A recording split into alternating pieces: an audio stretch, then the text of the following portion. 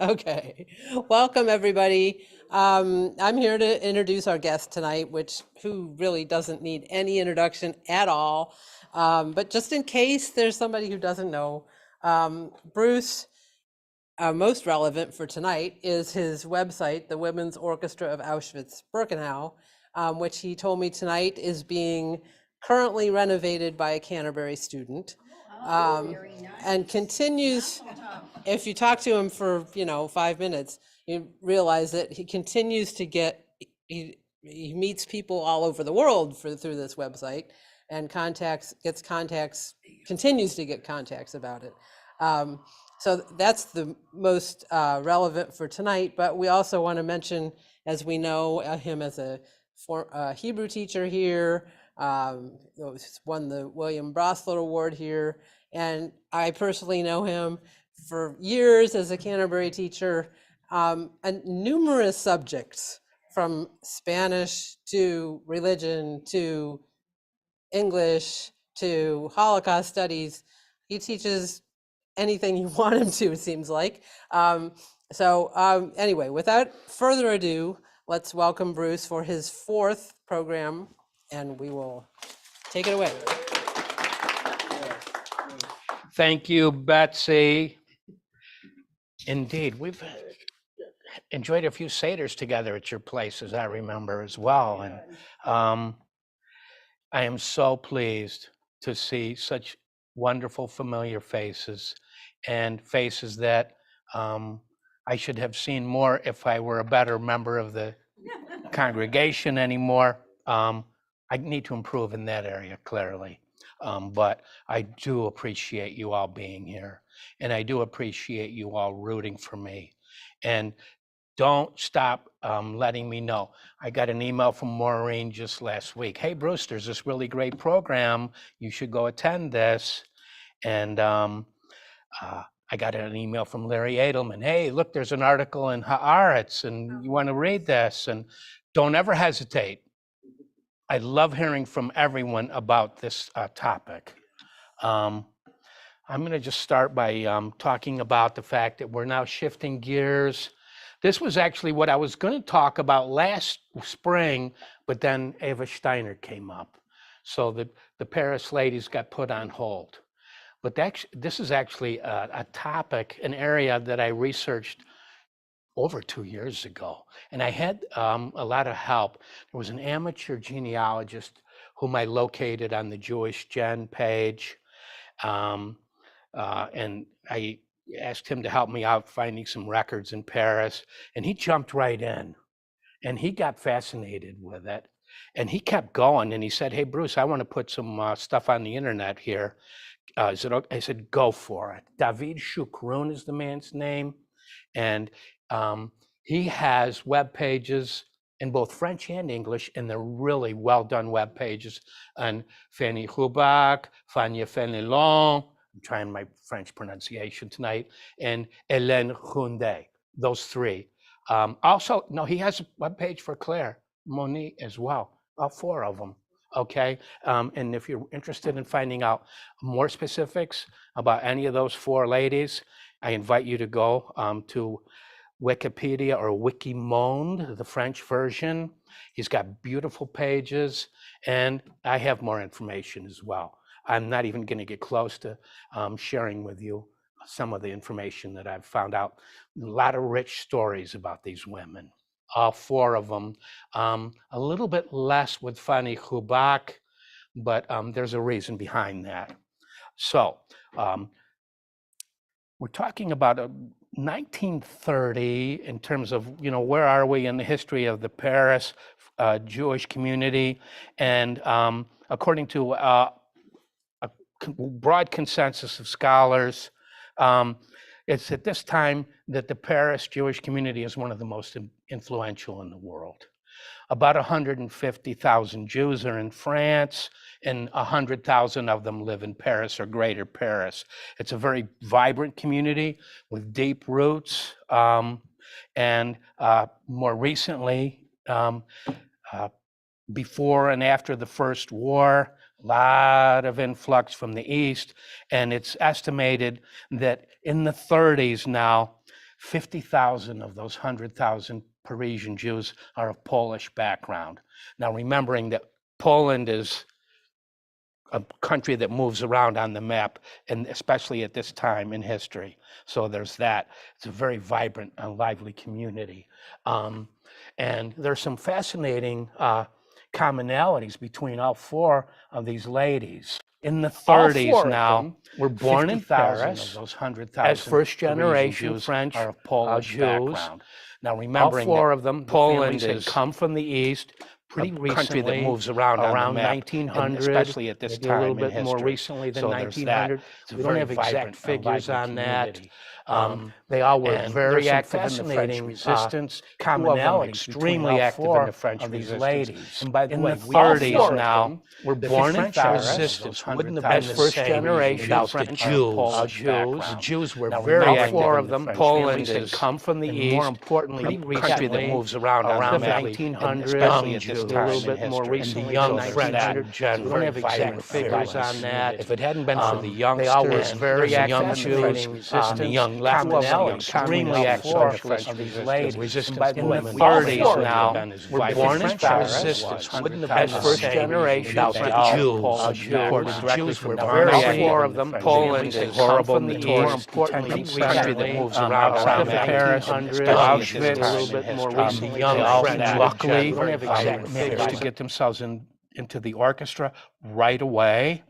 At the time when Alma Rose was appointed capo and conductor. In fact, two of them, we're going to find out, were on the same train as Alma from Paris. Of course, Alma was on a broader journey. And they both, all four of them, ended up going to Belsen. We heard about that in that last talk. This was a nightmare beyond imagination, even more horrific than Auschwitz. Could that be? Yes. They all survived, right? And the liberation by the British troops. Early on in my research, I noticed that although with most of the characters in Fenelon's novel, we heard about that in that memoir, last talk, this was know, a nightmare beyond imagination, she didn't try even to more even hide horrific any than identities. Auschwitz. Could that be? But with a Yes. few, she did, because they all these survived, women in particular, right? And the liberation Violette, by the British Anita, troops. right? They so, wanted their identity. early on in guarded. my research, they objected to I the way noticed they represented that in the book. although with Claire most of the was dead by characters that in time, Fenelon's and novel, as we we heard heard about that also in that memoir, last talk, you this was know, a nightmare but beyond what I found imagination, fascinating, you know, you even see more that hide horrific any than Clara at Auschwitz. the end, and Could the that but be? with a Yes. few, Clara and because Clara, all survived, women in decided to particular, change the liberation Violette, version of it by the British Anita, troops. right? They so wanted their Fenelon did some identity. things, early on in my They research, objected to I them, noticed they represented that Jenny, although with there most to of the match up by characters that in time, Fenelon's and novel, and literature, literature had made any match between Jenny and one of the actual members. And I'm like, there must be somebody here. There's something missing. Okay. Luckily, this beautiful Anita, right? They wanted their identity. One of the most early on in my research, I noticed arguably that although with most of the characters in Fenelon's and novel, literature, son of one had made any match between Jenny and one of the actual members. His mother had been in the orchestra when she died early of cancer. Luckily, and then finding that out, Anita, Ryan, they wanted their identity. One of the most early on in my research, I noticed arguably that although with most of the characters in Fenelon's Israel, novel, son of one had made any match between Jenny very thoroughly researched mother, and it was was Feldstein when she died early, revealed the fact, luckily, that there was a beautiful woman in the orchestra named Petite Fanny. Okay, this was early on in my Petite Fanny, a name that ends in NY. Could this be our Janet, right? And as I often do during papers, and this document is really important. This is a transport list page from one of the listed Nazis in Feldstein when she died. Revealed the fact, luckily, that there was a woman in the orchestra named Petite Fanny. And then one day, this was early on, certainly I know a lot of I it. noticed Funny, that a name that ends in commonly referred to member of the orchestra, very popular member, recalled by everyone warmly. She was a charming young woman, violinist. But here's Fanny Hubach, Violinistin. She's a violinist. This is all in German, of course, right? You notice Ona. I know a lot of it. Funny, a name that ends in Paris commonly during the referred war. to member of the Hard to orchestra, find work. very She's still popular operating member, as a violinist. by It everyone turns out warmly. she was a She was a charming young in woman, Paris during the war. violinist. So I go, Here's huh? Fanny Hubach, Could this be Violinistin. Jenny? She's a Now we violinist. know This is all from in German, of course, right? Fenelon's book. I know a lot of Fascinating. Funny, a name that ends In Paris, she mentions Jenny more than referred any to other member of the character. Find orchestra, work. but it's really negative stuff. She's very mean about Jenny. She's very critical. She talks about Jenny's horrible French. She talks about Jenny's horrible playing of the violin and how she's a ninny. It's one of the most derogatory representations Fenelon has, although she's an expert on that. She also is very derogatory with Alma Rosé, Claire Moni, etc. So I call her Fenelon's punching bag. So Fenelon describes her as being a redhead. It turns out, with David Choucroun's help, we located one of Fanny's daughters, who said indeed she was a Carrot Top. So this is now a clincher, but to really put the clinch on it, we go to this interesting document from the Arelson archives. This is an actual Nazi document here from the lab of the infirmary. You know, the Nazis, as we're getting into August 44, the death machinery is winding down. Said indeed she was a Carrot Top. So this is now a clincher, but to really put the clinch on it, we go to they do need people this interesting document from the Arelson archives. This is an actual Nazi document here from the lab transferring 7 members of the orchestra. You know, the Nazis, as we're getting into August 44, the death machinery winding. I remember asking Steve Vitter, the guy at the Holocaust Museum, I say, what's this represent? He says, the Nazis would typically test the women to make sure they didn't have typhus or any other diseases, because when they went to Canada, they would be getting closer to the SS officers. And the SS officers, the diseases in the camps were rampant, right? They didn't want to get infected by anybody. So here's this document, right?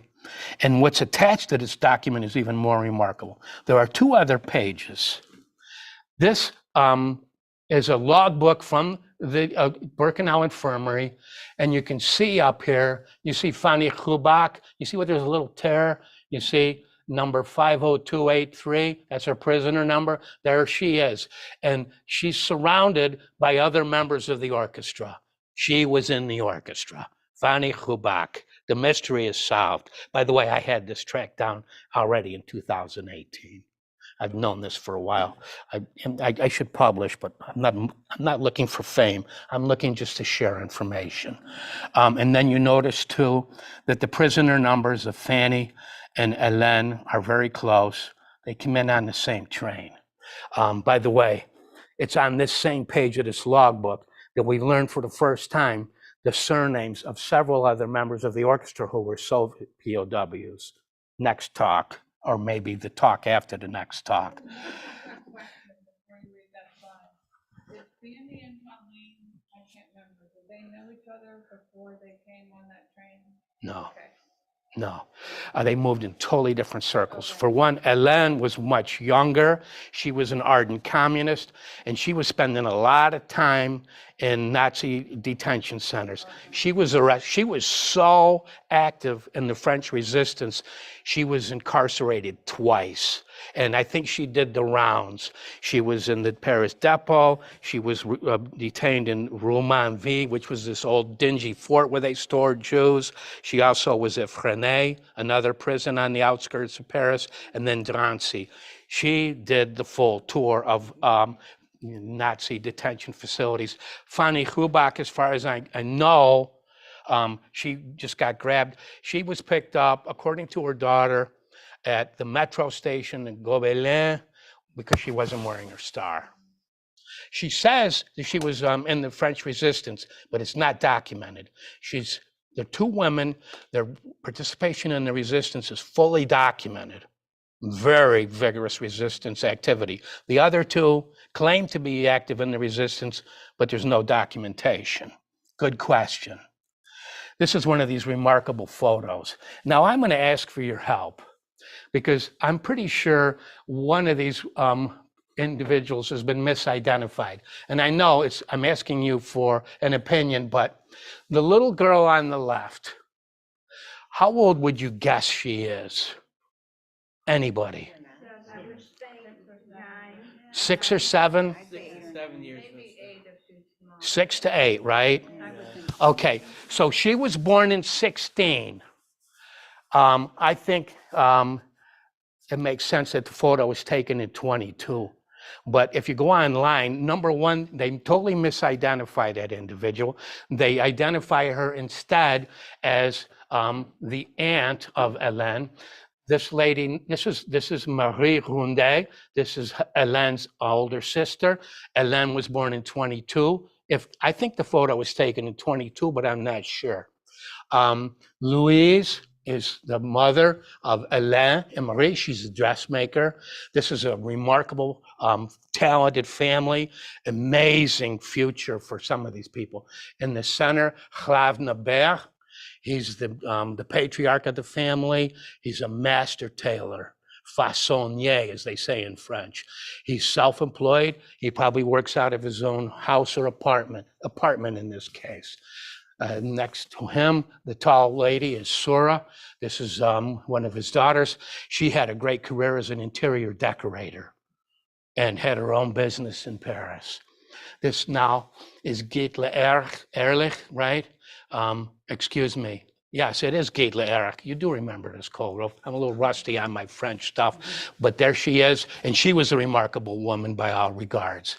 And then we have Regina Topf and Maria Prager, two other sisters of Louise. There is one sister missing, Fagla, right? And that's somehow somebody identifies this as Fagla. That can't be. She's not. I mean, Fagla's got to be older. But anyways, this is a remarkable photo, beautiful photo of this family. And you do get the impression, just looking at Hlavna with his beautiful derby, that these people are a little serious about their Judaism, which would make sense because the family is from Siemiatycza, Poland, right? Typical 19th century shtetl. This was a very Jewish town before the war. But the Bear family left it. As I remember, they were in Warsaw about 07. Anyway, a lot of data here. Here's the old shul in Siemiatycza. It was a really wonderful little Jewish town, right? Okay, a little background on the Rondet family. Now we have a little background on the Moni family. Avrum and Suzanne. Avrum, if I remember right, was from Bessarabia, otherwise known nowadays as Moldova. Suzanne was from Poland. They moved to Paris quite early, probably right after the turn of the century, and they were in the furniture business. And they had a very lively business. They were doing a great, very prosperous business here in Paris. Started out as a furniture shop and then a cabinet making shop. And this is the family of Claire, okay? It turns out that at least 3 members of the 4 were serious communists. Hélène was an ardent communist. She published 3 little articles in L'Humanité, which is like the communist newspaper of Paris. And then even when you read Fenelon's account, her ardent position as a communist comes through loud and clear, right? And as I remember now, as I said, the communists were instrumental in the French resistance. And we'll see now in the next slide, or this slide, that Claire also clearly has some communist associations. She wins the music hall competition here of the Federation of Communist Youth. She was a very talented singer, as proven here by her role in a Charles Trenet movie here in 38. Je chante, right? I'm backing up because I just want to remind you too that in addition to those two young ladies who were ardent communists, Vanya Fenelon was so serious about her communism that after the war, she moved to East Berlin and taught music at an academy in East Berlin, and then went farther east to Leipzig, East Germany.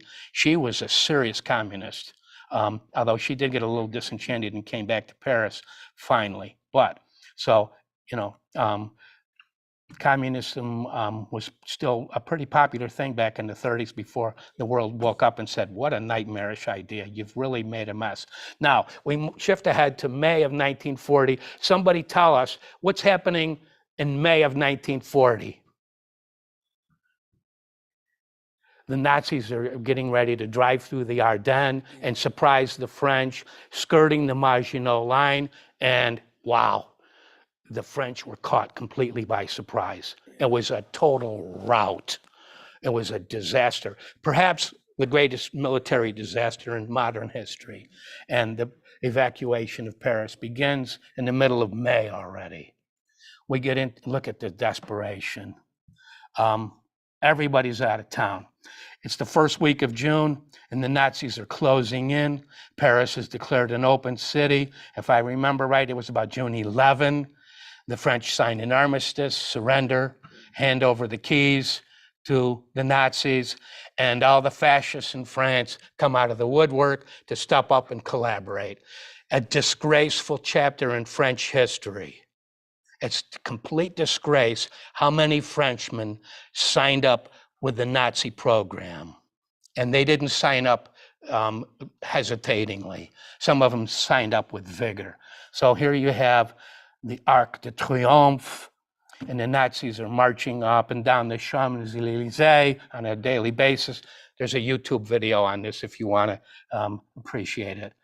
I'm pretty convinced that this guy's high on meth right here. I mean, look at him. Does he know where he is? Yeah. And, you know, I'm sorry. There goes the neighborhood. A time for a little levity here. The Paris Opera House, you know, yeah, the swastika has to hang from every beautiful edifice in the City of Lights, right?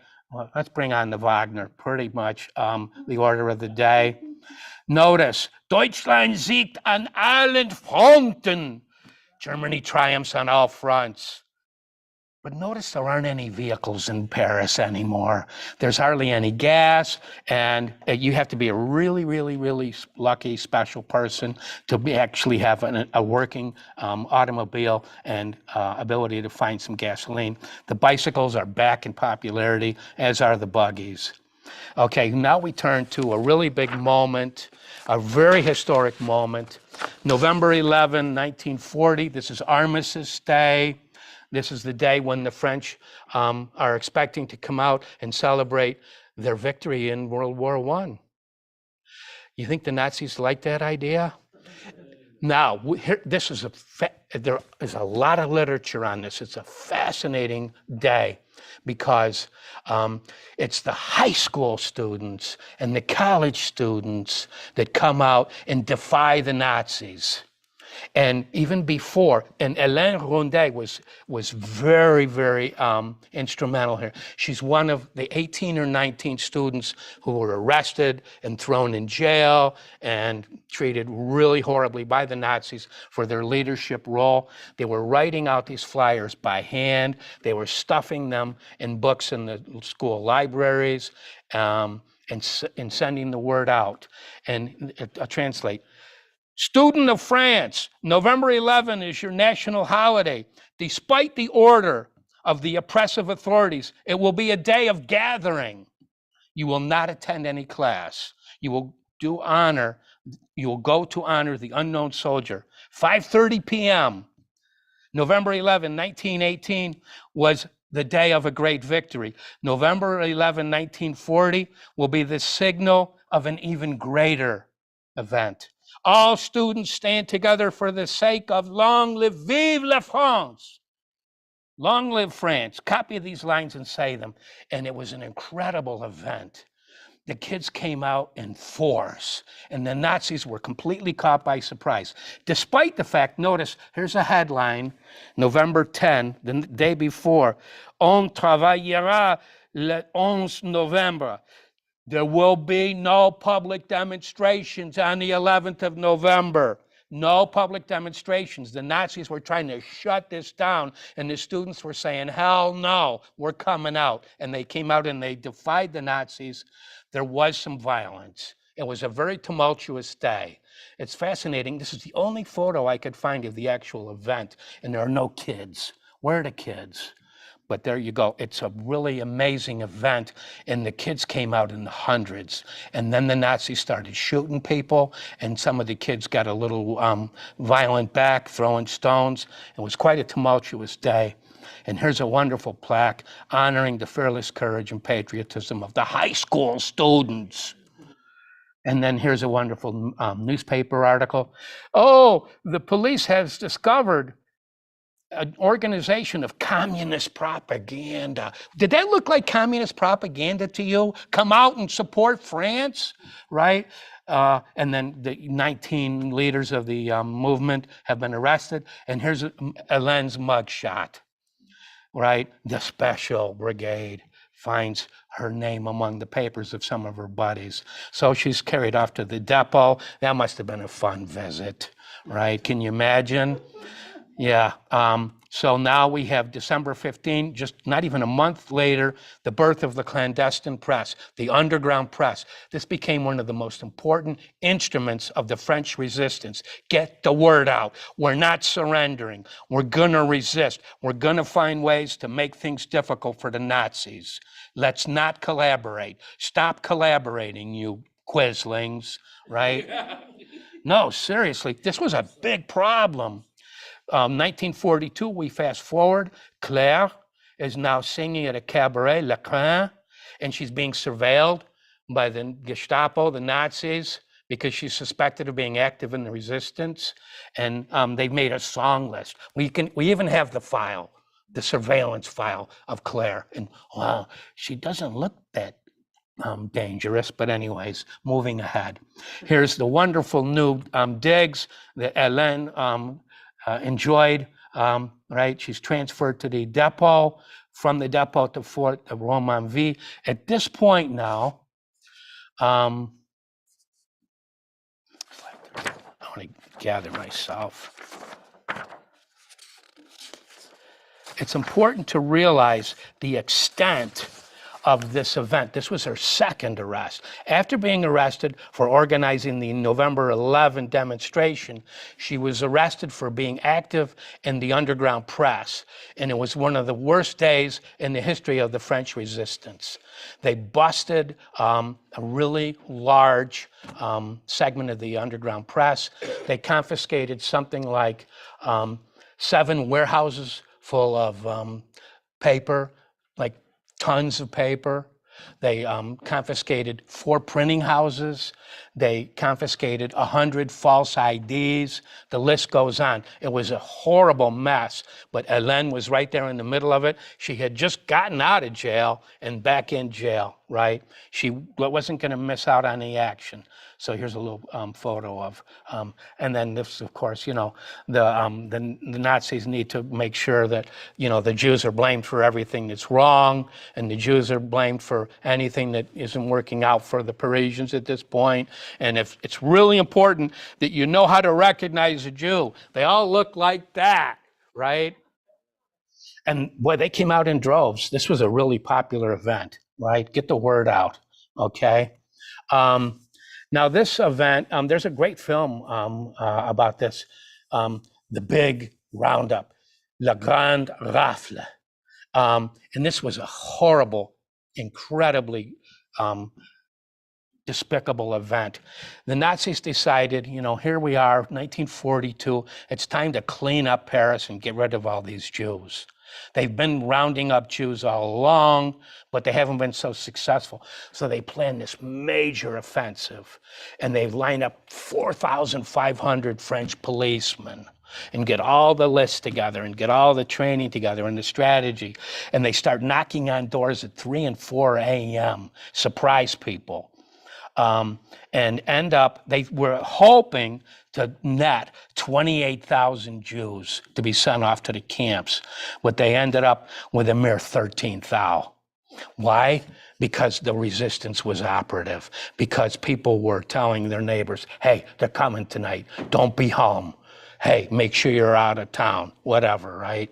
But they carted off all the guys right straight to Drancy, the major detention facility, which was one of these horrific nightmares. We'll get a glimpse of that. And the women and the children were taken to the bicycle arena, right? This is an indoor bicycle arena, the velodrome, right? And it was one of the most nightmarish, cruel experiences the Nazis ever dreamt up. Some of the families were kept in this arena for 5 days. Can you imagine sitting in a stadium seat for 5 days? 5 days with no food, no running water, no functioning toilets. What do you think it smelled like? It was incredible. Many Parisians were horrified by the way this was done. People died on the spot. People went nuts. It was just an unimaginable, grotesque act by the French. And what's really fascinating about this, the Germans didn't have anything to do with it except, pulling the strings of the puppets. All of the arrests were made by French police, and all of the guards around this velodrome, this bicycle arena, are all French. And now the Jews are going, so much for depending on the French to look out for us. They're in league with the Nazis. It was a nightmare. As it turns out, Hélène's father, Max Rundet, was one of the Jews rounded up here, right? So he was carted off right straight to Drancy. Here's Drancy. Drancy was unimaginably horrific. There's no food. There's no running water, no opportunity for any hygiene, tuberculosis, diarrhea, dysentery all over the place. People are dying, waiting to go to Auschwitz, although they don't know they're going to Auschwitz, right? Just, after you study the Holocaust for a while, you go, can it get worse? Can there be a more horrific event? It's amazing. The Nazis, there's no bottom to the depth to which they sink here. So here's just a little bit. Turns out Max Rundet, Hélène's father, did not come back from the camps. We're not totally sure, but we can see this. Of 1,000 deportees, 375 are gassed. Now, he was 52 at this time. It's pretty likely he went right to the gas. Worth noting, this was the first time in the Holocaust the French Jews were gassed. Get ready, lots more on the way. The nightmare begins for the French Jews. So now we have Hélène being arrested the second time. I'm circling back here, mentioning the bust of the underground press, right? And this is not Hélène in the photo, but a good idea what it looked like. It was just unimaginably pathetic. How can you treat humans like this? This was a typical scene, the morning of a transport, and the transports would come out of Paris, maybe 2 a week, 1 a week, 1,000 on a train usually.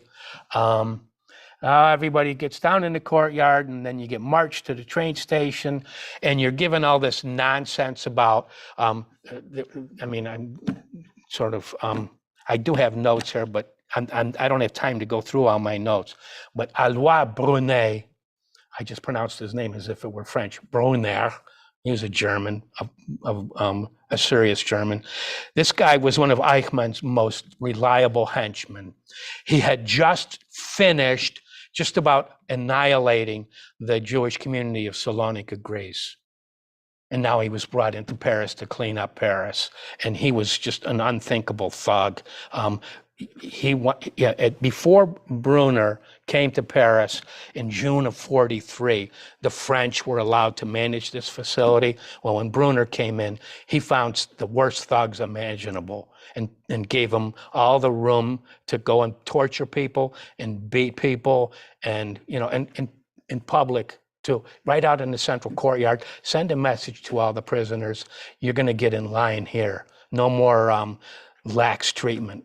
Under the French, as long as you didn't try to escape or cause any trouble, they just let you sort of die slowly in your cell. But Brunner really came in with a vicious approach.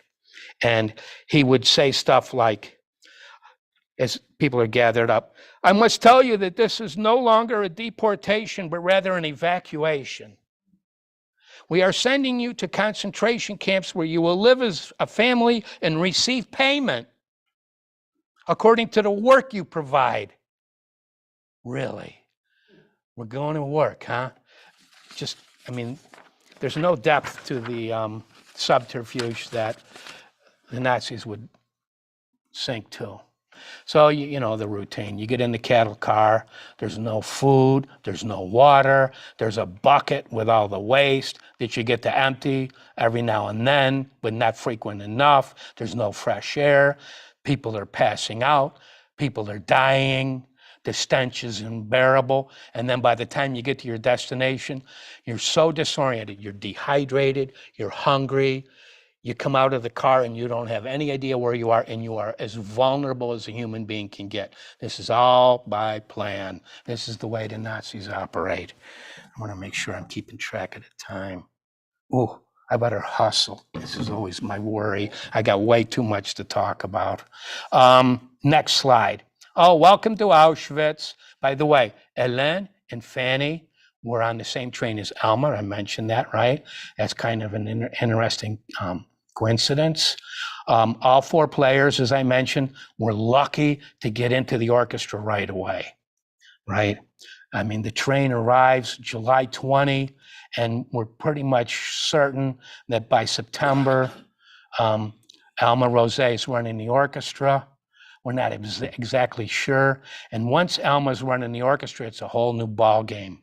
And if you can play music, you have a way better chance of surviving. And Franz Hösler, the Nazi commander, loves music, and he feels that he's getting a little more prestige here as the Birkenau commander. If he has this wonderful orchestra, they can play these great concerts. Oh, look, we have a great concert. We have a great orchestra, and we get some status out of this. And on the downside, the orchestra would come out and entertain the Nazis. Okay, that's a fact. But Alma's given free rein to actively recruit more members, bring in more players, expand the repertoire of the orchestra. And so this is going to be a good move for Hélène Rundet, who is earlier on, according to her Arbeit-Einsatz, this is your work card. We don't get too many of these, but there are only a few of these that survive after the Nazis tried like hell to destroy all the papers, but her work card is here. And so we know that she was originally assigned as a Pflegerin, that is a nurse working in the Birkenau infirmary, and then she got recruited. And the orchestra is so deep now, she's got first violin, second violin, third and fourth. She's got about 12 violinists in the orchestra now, and she's building. She's got some great players. Now, Hélène, it turns out, has a real artistic talent. Here's a beautiful Christmas card she made for one of the Polish members of the orchestra, Alina Dunic, who was also a great violinist. She was also at first violin. She was an ardent, a devout Roman Catholic, but they all got along at certain moments. As much as you hear about the friction between the different groups, there was also a lot of camaraderie. And Hélène did this wonderful Christmas card for Helena. And Helena treasured this so much, she made sure it survived the camp. She kept this with her for her entire life. And she published this amazing book. By the way, this amazing book, one of the girls in the band, there are only 2 copies of the English translation. Obviously, it's written in Polish. Only 2 copies in the US, one being held by the Allen County Public Library. That's how good our library is. We have an outstanding library here. Helena? No, she was Roman Catholic. No, when you were Polish, you could be sent to Auschwitz for a variety of reasons. Her brother, Jan, was active in the Polish resistance, in the Polish underground, and she was implicated by his courier activity. So not only was Helena dragged off to Auschwitz, but so was her mom. This is an important fact that a lot of people don't know. I remember I got angry at an employee once back in the 80s. I was at the post office and there was this thing about the Pope visiting Auschwitz. And I'm like, what the hell's the Pope doing in Auschwitz? I had no idea. I was so ignorant. I had no idea that thousands and thousands, hundreds of thousands of Catholics were sent to Auschwitz and didn't come back. Lots. Because the Nazis, when they came into Poland, they came in with the iron boot and they did their best to destroy Polish culture and to decapitate the Polish intelligentsia. If you were a college professor or an MD or a highly educated Pole, you were sent off to a camp or gotten rid of. They shut down all presses. You could not publish anything in the Polish language during the war. Everything had to be published in German. And in fact, according to my research, the Polish resistance outshined the French resistance by a factor of about 3. In France, it was the kids and the commies. In Poland, it was a family affair. One of the members, just one of the members of the orchestra, Jadwiga Zatorska, 3 of her brothers were executed by the Nazis. That wasn't that unusual. They were older, I mean, they were young too. But in Poland, it was a much broader effort. The Polish resistance was incredibly heroic. So I find it fascinating that Hélène's got this gift for art, and 2 of her aunts ended up marrying highly accomplished Jewish artists. Her aunt Marie, whether you want the Polish name or the French name, she married Leon Weisberg, who became a very successful artist. She's got yet another aunt who married Isaac Ancher, another very successful artist. They ended up, they escaped, they got to Israel. But there's lots to be said about that too. So now we go to Bergen-Belsen, where it was just struggling to find a scrap to eat. Or find enough water to wash yourself. It was a complete, utter nightmare. I've left out all the pictures with the thousands of corpses littering the landscape. And this slide you might remember from last time. This is this amazing moment, April 1545, when the British liberate. And by the way, I think I mentioned this last time. Many members of the orchestra would gather every year at this date to celebrate that day, the day of their liberation. It was incredible. But the scene that the British discovered was just beyond imagination. So here we have a wonderful photo. There's Hélène Hundet on the left with Anita Lasker in the middle and Hilde Grunbaum on the right. By the way, Hilde lives.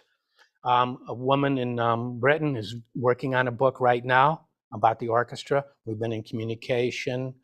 She went to Israel and interviewed Hilde a couple weeks ago. She still is clear as ever. She was remarkable. She was a violinist. She was a percussionist. She could play recorder, very talented woman, fascinating story. Went to Israel, founded a kibbutz, which is still up and running, doing a great job. She was like the Shomra Shabbos of the group. She was the lady who insisted that we keep doing the prayers and find something to pretend we got a candle over here and pretend we got some bread over here so we can do, do Kiddush on a Shabbat. She was a very observant Jew, a heroic woman. And by the way, according to Fenelon's account, Anita and Hélène were very, very close. Okay, and Lasker was not happy. Anita Lasker was not happy with the way her relationship with Hélène was portrayed by Fenelon. So be aware of that. Fenelon, when she crafted her narrative, she wanted things to be, you know, racy and provocative so that the book would sell more, right? Okay, so there you go. Go ahead. Has a question. When he asked it, will you repeat it so the people online? Yeah. can hear it, please? Thank you. Your last slide indicated that the woman was going to fly to Berlin, fly to Paris. It wasn't common for people to be flying in June of 1945 across Europe unless they had some Military. connection. It was a military flight. Because, How did you they know, come to be on that flight? huh? How did they come to be on that? That's a good question, but this is right straight from Anita Lasker's book. I could give you the page number. Anita Lasker was sad to see Hélène go, and she wrote a letter to her sister and said, not Renate, her other sister, and she said, oh, I'm going to miss Hélène so much. And she says, Hélène's returning by plane to Paris. So I don't know how that got arranged, but I do know. Remember with Ava Steiner, everyone knows about General Montgomery, right? Montgomery's wife was at Belsen, and she was very high in the command structure of Belsen. I gotta imagine, and remember, Montgomery's wife helped Ava Steiner go visit, right, the wicked woman of the West, the wicked witch of the West, right? The cruel Nazi monster, the beast of Belsen, right? She wanted to visit the woman on death row, right? And Montgomery's wife helped her make that happen. So, you know, when you know the general's wife, and I don't know that that's the case of Hyundai, but I do know that Anita was acting as an interpreter at Belsen, and I'm guessing Hélène was too. I do know that after the war, Hélène worked as a translator in the French army. She became an officer in the French army, and she was fluent in French, German, and English. So that's a good question, but I'll tell you what, unless you can get a hold of Anita to ask her, I don't think you're going to find the answer to it. But you got to remember the Brit, Plane, huh? somebody military connected to that plane. I would bet money it was a military plane. I don't know. That's a good question. That's a good question, but I don't know the answer. So a couple more slides here. So here's another picture, and now we have on the right Renate, Anita's sister. She was a runner in Auschwitz. Being in the orchestra not only made your chances of survival better, but also gave you the opportunity to pull strings for your friends and relatives. It's not only that the orchestra members had a way higher survival rate, but so did their kin, typically, not always. Okay, so 1976, Fania Fenelon turns the world upside down with the publication of this book, right?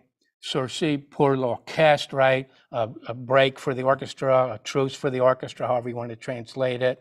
And it was a very popular book in France. Who wants to guess? How many translations, how many languages has this thing been translated to now? Many. Guess. 40. My last count, I think it's about 18. That's a lot. It's been translated in, I'm pretty sure, at least 18. Who knows? That last time I counted may have been 5 years ago. There are probably a couple more. Fenelon, as I say, she wanted this to be a bestseller. She wanted it to be a very popular book, and she took a lot of liberty with the facts. And Fenelon was a very talented woman, a very intelligent woman, but also a very opinionated woman. And she could be really mean. And as I say, her portrayal of Alma Rosé is so incorrect, so unfair. Same thing with her portrayal of Claire Moniz. Just about anybody that was a rival to her she would criticize. There weren't too many members of the orchestra about whom she had positive opinions, but Alain Roudet was one of them. I'll talk about that a little more. So it's a kind of an interesting fact that Fania came in on the same train as Claire Moni, the young communist violinist and singer who was successful in the cabarets on the left bank, and who also had not starred, but had a major role in that French film. Her father was the furniture salesman, I should say the furniture maker, right? And Fenelon makes a lot of the fact that they met on the train, and Fenelon helped her get into the orchestra, and Fenelon took care of her, but then Claire became connected with the Nazis. Barbarous mistruths, horrible, slanderous mistruths, right? Here actually is the photo of Claire. Her papers certifying her activity in the French resistance are impeccable. She was a lieutenant. She risked her life for the French resistance. The idea that she would have affairs with Nazi officers, completely unthinkable. All of the other members of the orchestra, when they read this, they were horrified. And what's even worse, when you look at the film version of it, I dropped that slide out. It's even worse. They portray her as getting on a truck at Belsen to go off with one of the Nazis. Unthinkable, completely 100% unthinkable. So here's Claire. Luckily, we have this, here's the film. And look, I have watched this film many times. I loved watching the film in 1980 when it came out. It was a movie of the week, played 3 nights in a row. Arthur Miller, one of the greatest Jewish playwrights of modern time, did the teleplay. He wrote the script, won the Emmy for it. Vanessa Redgrave won the Emmy for her portrayal of Fenelon, even though Fenelon was furious. How can you have that tall goy be me? She's nothing like me, okay? Anyways, it was very controversial. Fenelon even got interviewed on 60 Minutes at this time to protest the way that Vanessa Redgrave had been cast for this role. But the film, I used to show this to kids when I teach my Holocaust course at Canterbury. I don't anymore. I'll show them little clips, or I'll show them a clip and I'll go, oh, by the way, that's wrong, that's wrong, that's wrong. Oh, actually, there's a moment of truth over here. It's really sad what Fenelon ended up doing with the story. Oh, I've skipped this slide because I was being in chronological order, but so this is so sad. Claire, after the war, worked in French television and radio. She became a producer. She produced major series. There was a major series around Robinson Crusoe on French TV. She was a very successful professional woman. Unfortunately, in October of '63, she got hit by an automobile. Her son, Philippe Kahn, on the other hand, has become an incredibly famous individual in Silicon Valley. He is the individual who took the first photo on a phone and has started up several software companies. Philippe Kahn is an amazing person. He's done commercials on the Super Bowl, and he's just a really remarkable guy who does all kinds of stuff. We've been in communication a bit. He is an amazing man. But here's Claire's picture. And notice on the tomb, lieutenant in the resistance, deported to Bergen-Belsen. I guess they didn't want to mention Auschwitz. So her heroic activity is unquestioned. And luckily, in 2016, a musicologist at the University of Georgia Valdosta, Susan Eichscheid, amazing Holocaust scholar, came out with this book, The Truth About Fania Fenelon. If you want to know more about Claire, in addition to visiting David Choucroun's Wikimonde page, you should read this book by Fania Fenelon. And find out what really was the truth about Claire. She's got more information, but luckily she rescued Claire's reputation from the horrible damage that Fenelon had done to it. So that's my last slide. Questions? Do ask questions. I got more to talk about in case you don't have questions, or should I have a whole other page of notes without slides. And I could keep going too, by the way. You're amazing. Thank you. Was this the only Jewish women's orchestra, and how many Yes. orchestras, do you know how many there were actually in Auschwitz? In Auschwitz, I've read as many as 6, but this was the only women's orchestra in the entire Nazi system. The other camps, It was, if you had a camp without an orchestra, that was not a camp at they all. were men's, all men's? They were all men's orchestras. Shimon Lax, you know, the guy who was being celebrated in that program, he's written a beautiful book about his experience in Auschwitz. And he weaseled his way into one of the men's orchestras in Auschwitz and ended up rising to the position of being the conductor. Are you still because- doing research? I am. Although I am shifting gears a little bit, but I'm still, yes, I'm not done.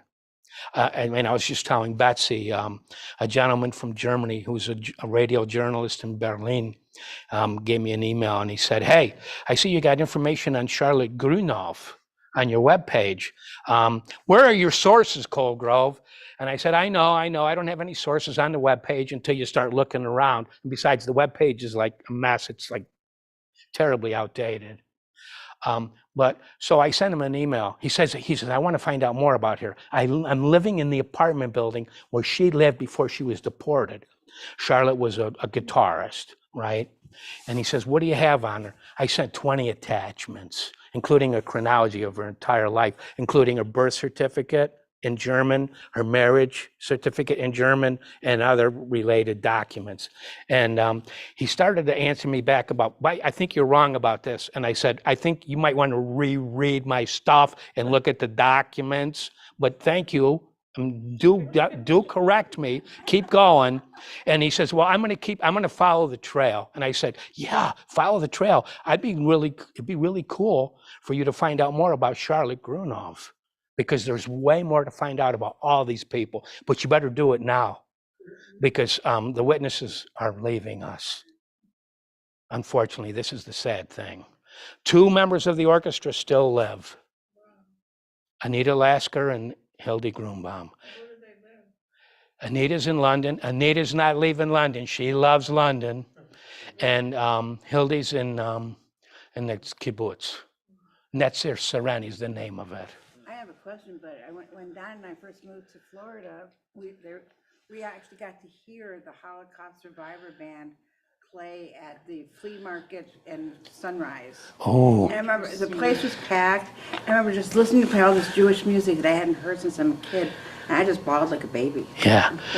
Well, you got to realize the Jewish music would only have been played when the Nazis, there would be somebody at the door, let us know if the Nazis coming, because, or if you were doing any Gershwin, oh, that's Jewish music too, isn't it? It Now, was just incredible I mean, to hear that. you know, by the way, talking about that, even the Nazis loved the Jewish music, you know. They would ask for the Jewish music. They would ask for Gershwin. Who can't like Gershwin? When Rachel went to a Holocaust International Yom Show a day in Geneva at the synagogue, and they played music. There's a conductor who goes around. He played music from the camp. Yeah, it's becoming quite popular now. And that's wonderful because we want to keep lighting this candle. We don't want this flame to go out. We must, you know, Zachru, you must remember. Right? We must remember. I mean, there aren't too many verbs in the Hebrew language. Zachor, to remember. You do it? I say publish. Yeah, me too. I say public. Well, my goal forever has been to do a screenplay which would rehabilitate the heroism of Alma Rose. And I have a lot of notes for it. And now, finally, for the first time at Canterbury, I'm teaching a course on the screenplay. We're having a great time. I did write a screenplay about 10 years ago. Nobody wanted to look at it, but I know that they'll want to look at a screenplay around the Birkenau Orchestra. Yeah, I got to do it. I got to get after it because I got a ton of notes. I have some scenes already written. It's a rich, I mean, for me, how can you find a more powerful story? Absolutely. Do you want to hear more about Hélène? Just a bit? Yeah. What's remarkable to me is that although Fenelon was vicious and mean in her portrayal of just about everybody, she really loved Hélène Roudet. Really adored her. Hélène was not a great violinist. She ended up at fourth violin right from the get-go. And then Alma's like, hey, why don't you do the programs and the cards, right? But we're going to keep you here. I mean, Alma really did a great job of keeping women in the group, even when they really weren't playing music anymore. She knew how to fake the Nazis out.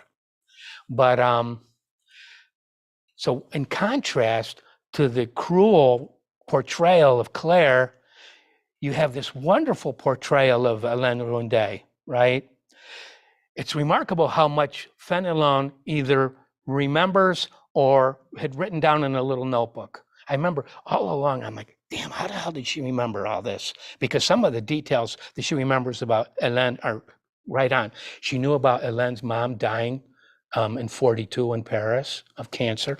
She knew about Hélène's father being a tailor and being deported to Auschwitz. She knew about Hélène's strong leadership role in the communist youth. She knew about Hélène's imprisonment in Roumanouville, one of the detention facilities outside French. And you go, wow, they must have talked a lot, whether Fenelon remembered all this stuff or had written it down in a little notebook. And my theory is that Hélène reminded Fania of herself. They shared a lot of traits. Serious communists, small in stature, but large and feisty in character. You're going to remember Fenelon when you meet her. You're going to remember Hélène Roudet when you meet her.